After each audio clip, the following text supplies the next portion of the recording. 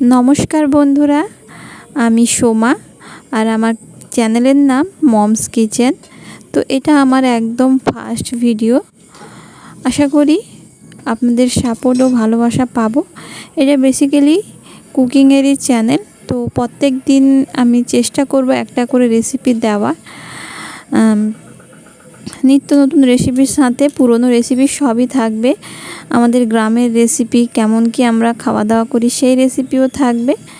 আর আজকে একদম একটা ইউনিক বলবো না, অবশ্য মরশুমি রেসিপি, কারণ এই মরশুমে মানে আমের মরশুমে আমেরই রেসিপি। আজকে বানাবো আম দই। তো এটা কম বেশি সবাই বানাতে জানে হয়তো, বা যারা জানে না তো তাদের জন্য কিন্তু একদম সহজভাবে আমি দেখাবো আম দইটা কিভাবে বানাবেন আর কিভাবে জমাবেন। একটা দই জমানোর একটা বিষয় থাকে, মানে দই সব পাত্রে জমে না। তো আপনারা কিভাবে দই জমাবেন সেটাও আজকে কিন্তু আমি বলে দেব, যে কিভাবে সহজেই দইটা করবেন এবং কিভাবে সহজে দইটা জমাবেন। তো এখানে আমি 500 ml দুধে করছি। তো আমি প্রথমে দুধটা নিয়ে, এটা কিন্তু গরুরই দুধ, তো দুধটা নিয়ে আমি কিন্তু জাল দিতে বসিয়ে দিয়েছি। আপনারা চাইলে প্যাকেটের যে দুধগুলো আছে সেই দুধেও করতে পারেন, 500 যে প্যাকেটগুলো হয় তো সেই দুধেও করতে পারেন। তো দুধটা প্রথমে জাল বসিয়ে তারপর আমি এখানে 3 চামচের মতো টক দই নিয়ে নিয়েছি। সেটাকে ভালো করে জল ঝরিয়ে নিয়েছি। জল ঝরিয়ে নিয়ে আমি কিন্তু রেখে দিলাম, আরও একটু জল ঝরে যাক সেই জন্যই কিন্তু আমি রেখে দিয়েছি। হাত দিয়ে চিপড়ে চিপড়ে কিন্তু আমি জলটা বের করেছি। বাদ বাকি যে জলটা আছে সেটা আমি কিছুক্ষণ রেখে দিলেই জলটা আমার বেরিয়ে যাবে। তো ওদিকে দইয়ের জলটা বেরোতে থাক, আর ওদিকে তো দুধ গরম বসিয়েছি। এদিকে আমি যেটা দইয়ের মেন উপকরণ আম, তো সেটা নিয়ে নিলাম। এখানে আমি একটা আম নিয়েছি, আর একটা আমের মানে ওই 3টে টুকরো করলে 1 টুকরো যেটা হয় সেটাই। তো আপনারা চাইলে একটা আম দিতে পারেন, আবার 2টো আম দিতে পারেন। আমার কাছে মনে হচ্ছে এই মেজারমেন্টটা ঠিক আছে। তো আপনারা আপনাদের স্বাদ অনুযায়ী দেবেন। তো এবার আমটাকে আমি ভালো করে পাল্প বের করে নেব। আমের যে মানে থিকনেসটা থাকে তো সেটাকে আমি ছেঁকে নেব। ছেঁকে নিলেই ভালো হবে, কারণ আমের ভেতরে যে দানা দানা থাকে বা ওই সুতোর মতো থাকে তো সেগুলো আর থাকবে না। তো সেই জন্য আমি সমস্ত আমের পাল্পটাকে ভালো করে ছেঁকে নিচ্ছি, আর হাত দিয়েই কিন্তু আমি আমের পাল্পটাকে বের করে নিয়েছি। আপনারা চাইলে ছোটো ছোটো টুকরো করে মিক্সিতেও বের করতে পারেন। আসলে পাকা আম তো এইভাবেই পাল্প বের করার মনে হয় বেশি সহজ, যে মিক্সিতে দেওয়ার দরকার নেই। এদিকে দেখুন আমি কিন্তু আমের পাল্পটাকে ভালো করে ছাঁকনিতে ছেঁকে নিয়েছি। আমার কাছে এই ছাঁকনিটা ছিল, তার জন্য একটু সময় লেগে গেল। আপনাদের কাছে যদি বড় ছাঁকনি থাকে তাহলে কিন্তু অনেক তাড়াতাড়ি হবে জিনিসটা। আর এদিকে আমি দুধটা জাল দিয়েছিলাম, তো গ্যাসটা কমানোই ছিল। এবার আমি গ্যাসটা বাড়িয়ে দেব।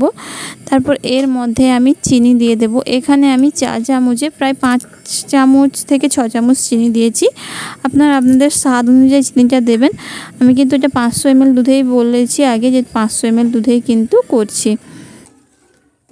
তো আমি এখানে চিনিটা দিয়ে দিয়েছি। এবার কিন্তু গ্যাসটা হাই ফ্লেমে রেখে দেবো, কারণ চিনিটা জল মানে এখন দুধের সাথে মিশে গেলে একটু জল জল হয়ে যাবে। আর দুধটা ফুটিয়ে ফুটিয়ে প্রায় 300 ml করতে হবে। আর এদিকে আমি যে আমের পাল্পটা বের করেছিলাম ওটা কিন্তু আমি বসিয়ে দিলাম। আমি গ্যাসের চুলায় বসিয়ে দিলাম। তো এটা গরম হতে থাক, মানে এটা ফুটতে থাক, আর ফুটে একটু থিকনেস হোক, তারপর কিন্তু এটাকে আমি নামাবো। আর আমের পাল্পটা দিয়ে কিন্তু অনবরত নাড়তে হবে। আর এদিকে দেখুন আমি দুধটা কিন্তু জাল দিয়ে দিয়ে অনেকটা কমিয়ে এনেছি। আসলে বললাম না, ওই চিনি দিয়েছি, এখন তো জল বেরোবে, আরও একটু দুধটা মানে ফোটাতে হবে, দুধের কালারটা চেঞ্জ হয়ে যাবে।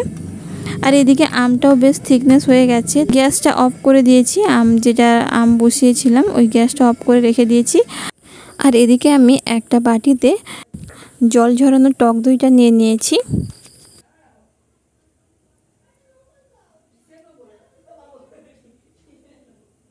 এবার টক দইটাকে আমি ভালো করে ফিটিয়ে নেব। তো ফিটিয়ে নেওয়ার পর এর মধ্যে কিন্তু আমি ওই যে আমটা আছে ওটা মেশাবো।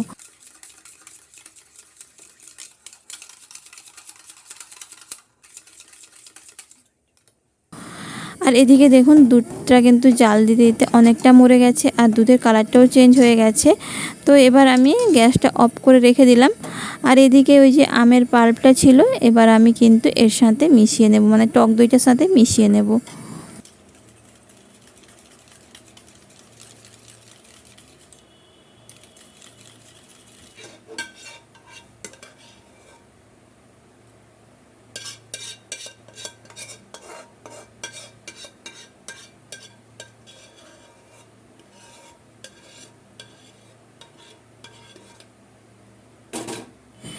এখানে আমি সমস্ত আমের পাল্পটা কিন্তু টক দইয়ের সাথে মিশিয়ে নিয়েছি। তো আমার দইটা মানে টক দই যে আমের যে মিশ্রণটা সেটা কিন্তু রেডি হয়ে গেছে। এবার দুধটা ঠান্ডা করে নিয়েছি। দুধটা ঠান্ডা করে নিয়ে তারপর কিন্তু মানে দুধটা ঠান্ডা বলতে উষ্ণ গরম থাকবে, মানে একটা আঙুল দেওয়া যাবে এরকম। যদি খুব গরম দুধে কিন্তু দিয়ে দেন তাহলে কিন্তু ছানা কেটে যাবে। তো দুধটা তার জন্য দেখবেন যাতে একদম উষ্ণ গরম থাকে। সেই সময় এই যে আম আর দইয়ের যে মিশ্রণটা বানিয়েছিলাম ওটা আমি দিয়ে দেব, দিয়ে ভালো করে মিশিয়ে নেব। মিশিয়ে নিয়ে তারপর এই যে গ্লাস আর বাটিগুলো দেখলেন এগুলোতেই কিন্তু আমি দই বসাবো। আর আপনাদের প্রত্যেকের বাড়িতে আশা করি কাঁচের বাটি কাঁচের গ্লাস থাকবে, তাই খুব সহজেই কিন্তু দই বসাতে পারবেন। আর এই দইটা জমানোর আগে আমি কিন্তু প্রত্যেকটা গ্লাস আর বাটিতে একটু করে টক দই দিয়ে দিলাম। আপনারা চাইলে এখানে মিষ্টি দইও দিতে পারেন, তাতে কিন্তু দইটা খুব তাড়াতাড়ি জমে যায়। তো ওই জন্য আমি গ্লাস আর বাটির গায়ে একটু দই মাখিয়ে দিলাম। তো মাখিয়ে দিয়েছি, এরপর আমি কিন্তু মিশ্রণটাকে সব ঢেলে দিলাম। এবার এই মিশ্রণগুলো মানে যে বাটিতে ঢেলেছি সেটাকে আমি কিন্তু একটা পেপার দিয়ে মুখটা বন্ধ করব। আমার কাছে ফয়েল পেপার নেই, আপনাদের কাছে যদি ফয়েল পেপার থাকে তাহলে ফয়েল পেপার দিয়ে আপনারা মুখটা আটকে দিতে পারেন। আমি কিন্তু এমনি যে নর্মাল পেপার হয় বা বাজার থেকে যখন সবজি আসে সেই যে পেপারগুলো থাকে, তো সেই পেপারগুলোকে ধুয়ে পরিষ্কার করে নিয়ে শুকিয়ে নিয়ে তারপর এইভাবে কিন্তু মুখটা বন্ধ করতে পারেন। বা বাজারে পিপি পাওয়া যায়, সেই পিপি পেপারগুলো দিয়েও কিন্তু আপনারা এইভাবে মুখটা আমি যেভাবে বন্ধ করলাম সেইভাবে বন্ধ করে নিতে পারেন। এই পেপারগুলো দিয়ে তার মধ্যে কিন্তু আমি একটা করে রবার জড়িয়ে দিয়েছি। ব্যাস এভাবেও বন্ধ করে প্রায় 8 থেকে 9 ঘন্টা রেখে দেবেন। আমি কিন্তু এটা বিকেলে করেছিলাম, তারপর সারা রাত রেখে দিয়েছিলাম, তারপর সকালে আমি ফ্রিজে 2 ঘন্টার মতো রেখে এখন বের করেছি। দেখুন দইটা কি সুন্দরভাবে জমে গেছে, খুব সুন্দরভাবে জমে গেছে। আর এখন আমি ছেলেকে খেতে দেবো বলেই দইটা বের করেছি। তো এখানে আমি 8-9 ঘন্টা বলেছি, আপনারা 8-9 ঘন্টা বাইরেই রেখে দেবেন। তার উপরে মানে তোয়ালে একটা চাপিয়ে দেবেন, রুম টেম্পারেচারে রেখে তোয়ালে একটা চাপিয়ে দিলেই কিন্তু এভাবে সেট হয়ে যাবে দইটা খুব সুন্দর। তারপরে গিয়ে ফ্রিজে ভরবেন। আর দুইটাই দেখতে পাচ্ছেন কত সুন্দর জমেছে। তো এবার ছেলেকে জিজ্ঞাসা করি, ছেলে খাবে এখন, ও স্কুল যাবে, তো ওকে একটু দেবো। ওকে জিজ্ঞাসা করি কেমন হয়েছে দইটা।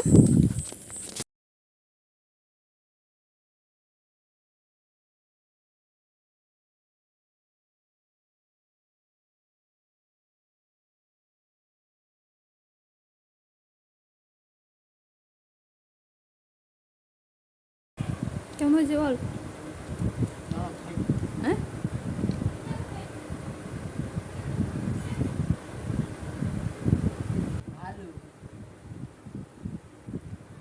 তো ওর ক্যামেরার সামনে বলতে লজ্জা লাগছে, তো ও ভালো বলছে। আর সত্যি দইটা খুব ভালো হয়েছিল। আপনারা একবার অন্তত বাড়িতে বানাবেন, আর ভালো লাগলে আমার চ্যানেলটিকে সাবস্ক্রাইব করে দেবেন।